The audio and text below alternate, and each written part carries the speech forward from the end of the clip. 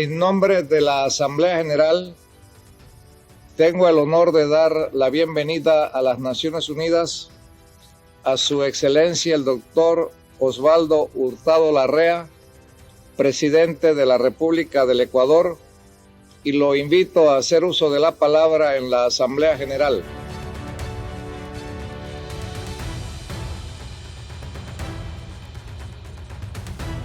Señor Presidente, señor Secretario General, señores delegados, todos los países del mundo sufren los efectos de la crisis de la economía internacional. Unos más, otros menos. Los 4.000 millones de seres humanos que habitamos la Tierra nos encontramos afectados por sus dramáticas y perniciosas consecuencias. Un fenómeno de una globalidad hasta ahora desconocida, que ha afectado a todas las naciones, cualesquiera sean sus recursos, la eficacia de sus gobernantes y administradores, el modelo económico que las inspire y el sistema político vigente. ¿Cuál es la explicación de la brusca paralización de un desarrollo que se pensaba sin límite? ¿Acaso no se consideraba que las empresas multinacionales, libres de negativos controles políticos y poseedoras de la más elevada tecnología, eran los medios idóneos para difundir el desarrollo por todo el mundo? No se creía que el grado de modernidad alcanzado por las políticas públicas en los países industrializados, tanto capitalistas como socialistas, aseguraba la rápida conjuración de un fenómeno de esta naturaleza. ¿Por qué se equivocaron tan estrepitosamente los expertos de las transnacionales financieras? ¿A qué se debe que los organismos y sistemas internacionales de cooperación, en buena parte creados para evitar las crisis, no respondan adecuadamente a los objetivos para los que fueron creados? Los recursos económicos destinados a gastos bélicos han restado cuantiosos medios a las actividades propiamente productivas y a la atención de problemas sociales acuciantes. Además, en las actuales condiciones de la tecnología bélica y de explotación de los recursos físicos del planeta, las guerras no incorporan nuevas riquezas a la economía mundial y más bien destruyen las existentes.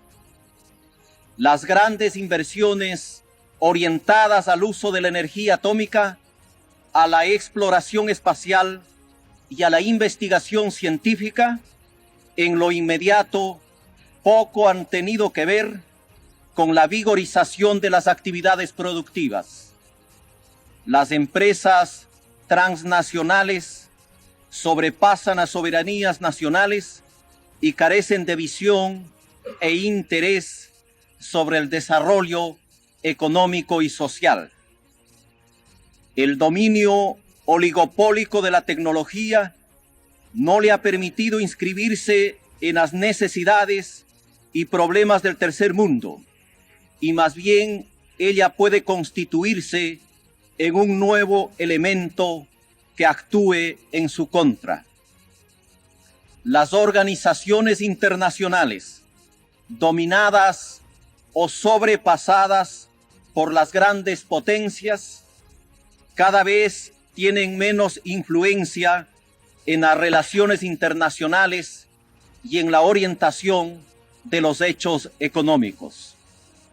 La notable expansión económica de los últimos años parece no haber contado con las bases que aseguren su continuidad y con un sistema que permita controlarla y guiarla. Adelantándose a la historia, y avisorando los acontecimientos económicos que hoy vivimos, a mediados de la década pasada, las Naciones Unidas aprobaron un plan de acción para la reestructuración de las relaciones económicas internacionales, mediante el establecimiento de un nuevo orden económico internacional.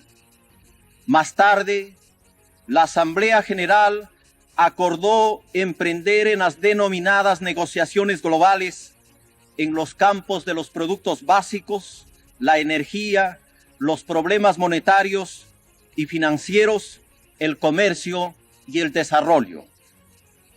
Actualmente, ambas iniciativas se encuentran paralizadas y no es exagerado afirmar que han fracasado, al menos hasta ahora.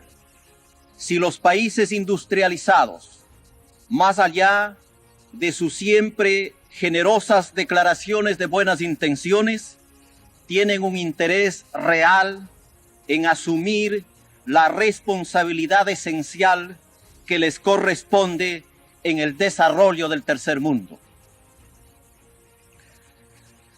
Pero si los principios de la política internacional, definidos en la Carta de las Naciones Unidas, si sus iniciativas y proposiciones para la búsqueda de una concertación, si los esclarecidos análisis y prospecciones que se han hecho sobre la evolución económica y social del mundo no han sido suficientes para llamarnos a la reflexión, sí deben serlo los graves acontecimientos que hoy afectan a todas las naciones.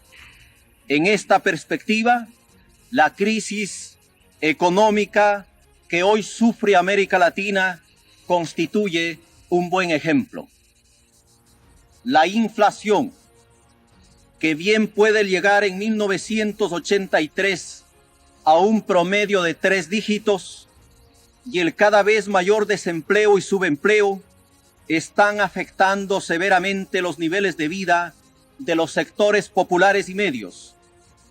Hay naciones en las que ha aparecido el azote del hambre que no se creía posible en la región. Los conflictos sociales tienden a empeorar y cada día se vuelve más vulnerable la estabilidad política, con las obvias consecuencias en la tan reclamada seguridad hemisférica, que hoy sobre todo es social y económica y no militar como algunos piensan.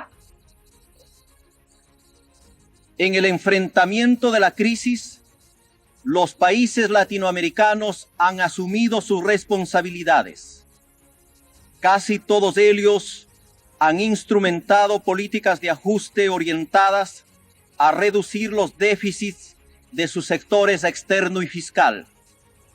Pero los resultados han sido muy perjudiciales para la distribución del ingreso y el crecimiento económico, que en casi todos los países de la región hoy es negativo. Debe tenerse en cuenta que los programas de austeridad son tolerables si son transitorios, si se mantienen dentro de ciertos límites y si ofrecen posibilidades reales de superación. El proteccionismo de los países industrializados recurre a todo tipo de arbitrios y está llegando a límites inadmisibles.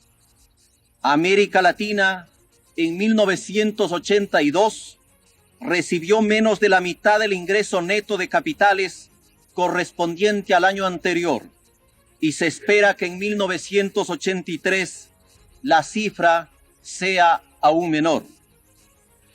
En los 12 últimos meses, algunos países no han conseguido un solo crédito de la banca internacional, y los que han obtenido apenas les ha servido para pagar sus obligaciones vencidas y el servicio de la deuda, y no para financiar su desarrollo. En ciertos casos, la escasez de divisas es tan grande que hay naciones que ni siquiera pueden adquirir las indispensables materias primas y alimentos. las altas comisiones cobradas por los bancos acreedores tornan extremadamente onerosa la operación de renegociación de la deuda. Sin duda que para América Latina es esencial que la recuperación norteamericana se confirme y se extienda a las otras naciones industrializadas. Pero aún en el caso de que cumplan sus optimistas previsiones, probablemente más de un año deberá transcurrir para que se sientan sus efectos. Y la demora empeorará las dificultades de la región. Además, si se mantiene el problema de la deuda y continúa el estancamiento, es posible que la recuperación de los países industrializados no se produzca en los términos deseados. De ser así, bien podemos vernos ante la posibilidad de un colapso de la economía mundial. Que los organismos internacionales de cooperación lucen insuficientes e inadecuadas sus tradicionales pautas de acción y que ha adquirido un marcado carácter político. Si las Naciones Unidas constituyen la más alta representación política mundial y la organización fue creada precisamente para abordar este tipo de asuntos, cuando por primera vez un presidente del Ecuador tiene el alto honor de dirigirse a la Asamblea General, he querido referirme a un problema vital para todas las naciones. La interdependencia es uno de los fenómenos que caracteriza a la segunda mitad del siglo XX. Si conflictos políticos nacionales o guerras localizadas ponen en riesgo la paz mundial, ¿cómo no se verá ella amenazada cuando todas las naciones y sus pueblos sufren una involución social no conocida por quienes habitamos el planeta y de la que no se ve una posible salida? Debe tenerse en cuenta que el endeudamiento tuvo como causa la permisividad de la banca internacional, que recurrió a cuanto medio pudo para colocar sus créditos, que se convirtieron en deudas de corto plazo por su presión. Estas operaciones le rindieron excelentes utilidades.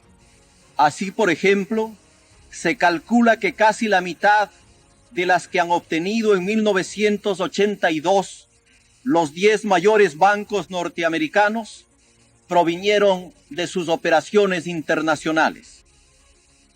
Y en cuanto a los países industrializados, es de su interés la recuperación del tercer mundo, pues la contracción de sus importaciones está incidiendo negativamente en la reactivación del norte.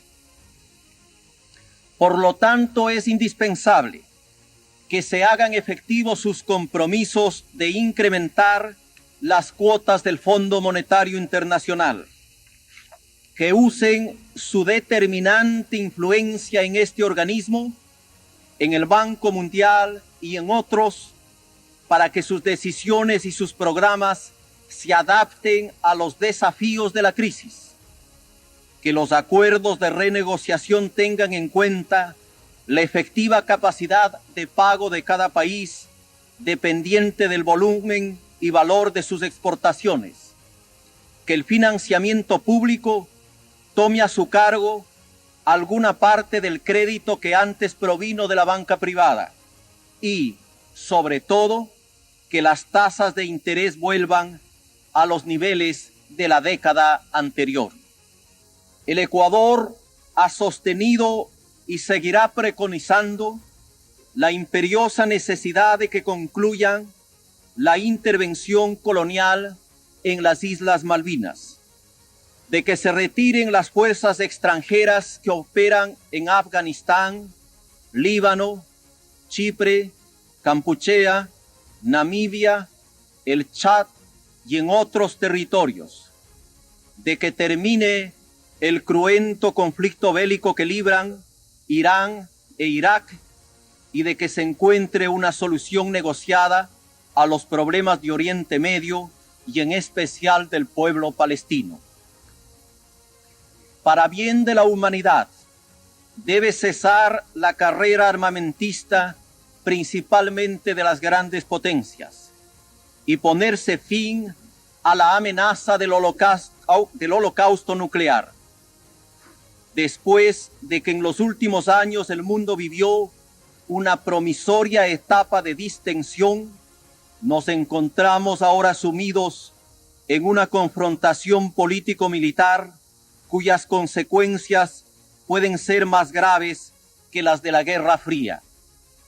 Todos los pueblos estamos obligados a defender la paz, los del este, los del oeste y los del tercer mundo, pero el restablecimiento del diálogo y de la cordura es sobre todo una responsabilidad de las grandes potencias. Toca a las Naciones Unidas continuar preservando la paz y seguridad internacionales y propiciar la solución pacífica de las controversias existentes, de acuerdo a sus principios que desconocen el uso de la fuerza, las conquistas territoriales y la ocupación de territorios, y de conformidad a la razón y a la justicia.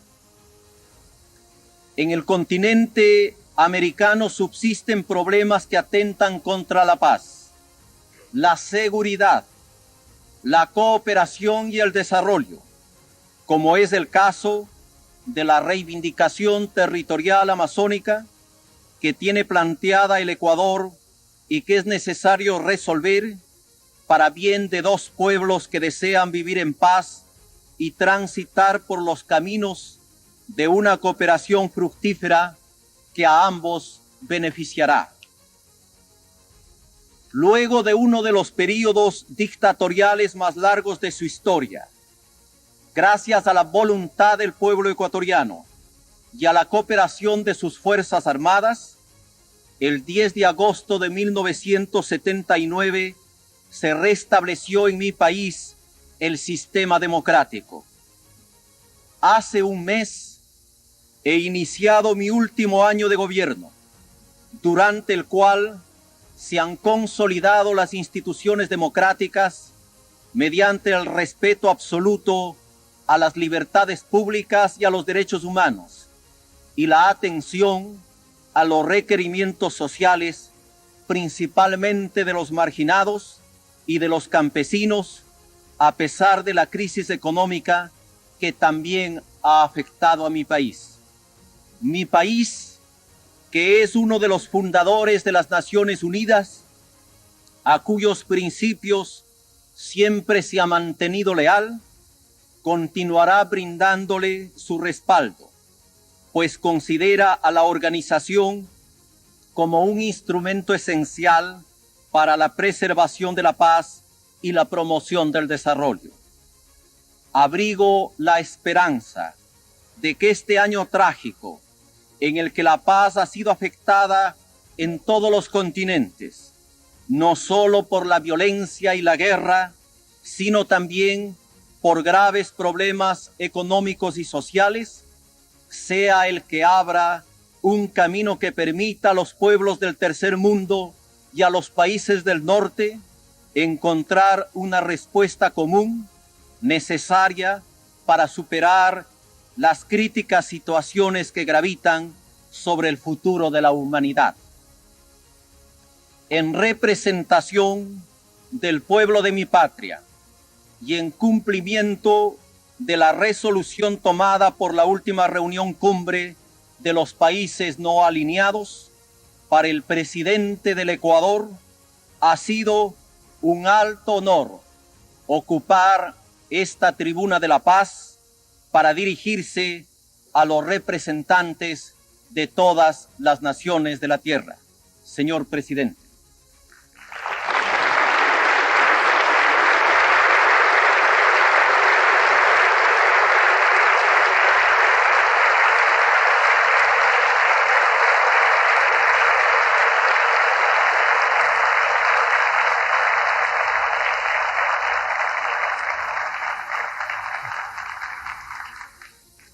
nombre de la Asamblea General, deseo agradecer al excelentísimo señor presidente de la República del Ecuador la importante declaración que ha formulado.